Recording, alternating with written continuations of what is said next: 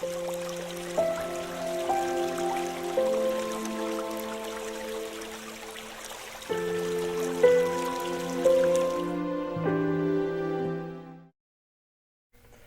guys, welcome back to Mental Health Monday with Counselor 96. My name is Michelle McQueen and I'm so excited to be with each of you all today.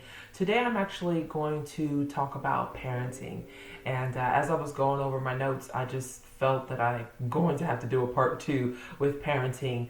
In addition to doing individual counseling, I also do play therapy, and I've been working with children for a while now, starting at age 4, and doing play therapy with those little guys.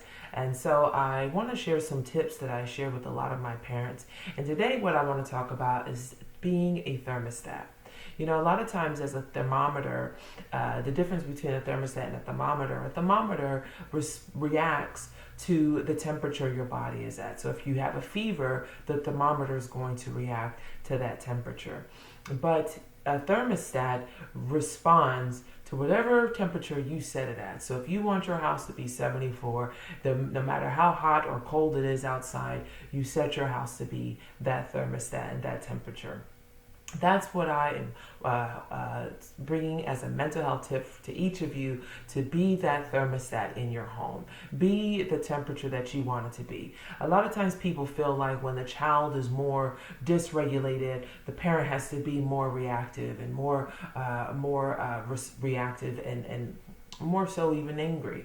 But you have to be, the more you're regulated, the more the child regulates. So even when the child is dysregulated, you have to be even more self-regulated and be that thermostat for that child.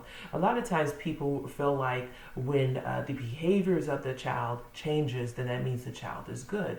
But you want the behaviors to change, I understand that. But you also want the child to have an inner compass, an inner understanding of right and wrong.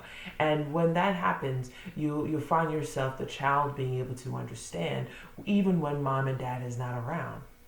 Here's a crazy example of serial killers.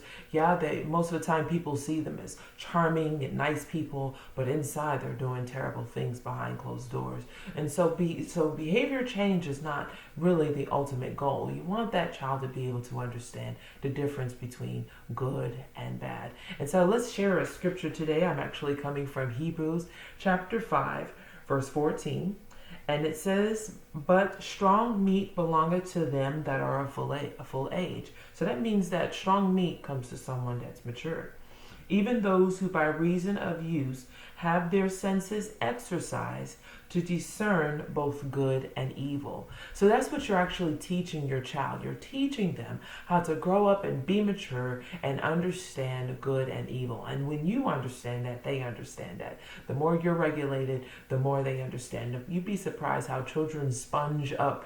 If you have your self-care, they sponge if you know how to set boundaries, whether they're good boundaries or bad boundaries. Children can mirror that and they see it. So your regulation is very important. So I hope this was a great tip for each of you. Go on and be that thermostat in your homes. Be who God has called you to be in your homes. And you'd be surprised how that regulation can help that child continue to pass that on into their environments where they go. All right. Enjoy the rest of your week and God bless you. Next week will be parenting part 2. Bye-bye.